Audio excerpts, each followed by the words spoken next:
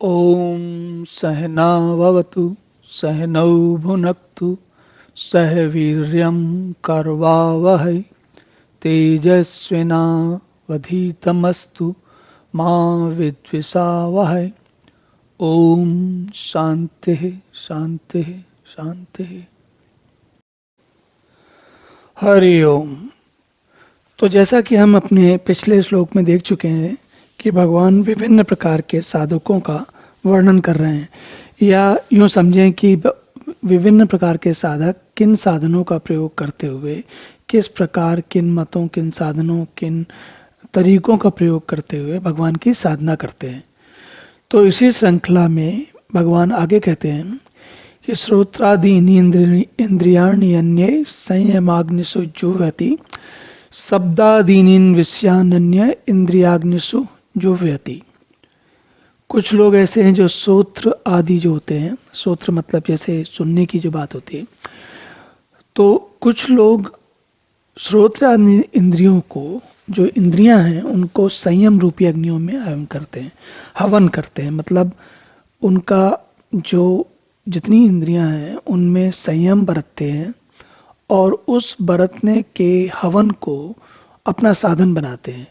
तो ये साधक वो लोग हैं जो कि अपनी सभी इंद्रियां, श्रोत्र वाक चक्षु इत्यादि, इन सभी का प्रयोग इनमें संयम बरतते हुए, संयम धारण करते हुए अपने इन इंद्रियों पर नियंत्रण करते हैं और उस इंद्रियों पर नियंत्रण की सहायता से अपने मन पर और अपने पूरे जीवात्मा पर नियंत्रण करते हैं।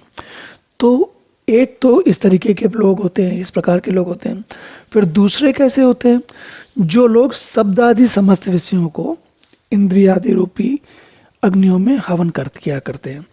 तो ये लोग कैसे, ये जो लोग होते हैं, जैसे हमने सामान्य देखा है जीवन में, जो लोग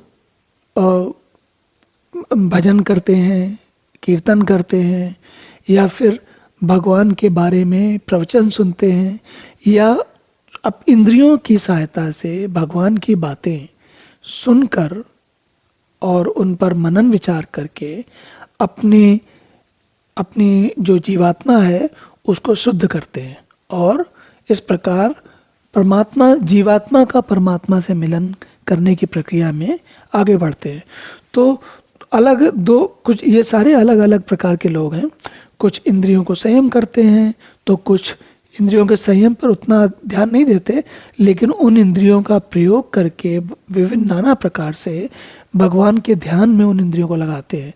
तो बात एक ही है, एक तरफ संयम करके आप मन को उसमें लगाओ, दूसरी तरफ आप इंद्रियों का प्रयोग करते हुए मन और बुद्धि को भगवान में लगाओ।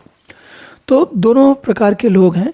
और हमने देखा है कि जो साधक लोग हैं, जो जानने वाले हैं भगवान के बारे में, जिनको जानने की इच्छा होती है, जो जिज्ञासु हैं, वो अपनी अपनी प्रकृति के अनुसार और अपनी अपनी उपलब्धियों के अनुसार भगवान के ध्यान में आगे बढ़ते हैं।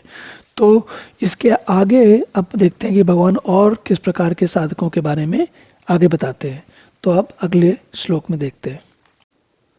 ओम पूर्णमदः पूर्णमिदं पूर्णात् पूर्णमुदच्यते पूर्णस्य पूर्णमादाय पूर्णमेवावशिष्यते।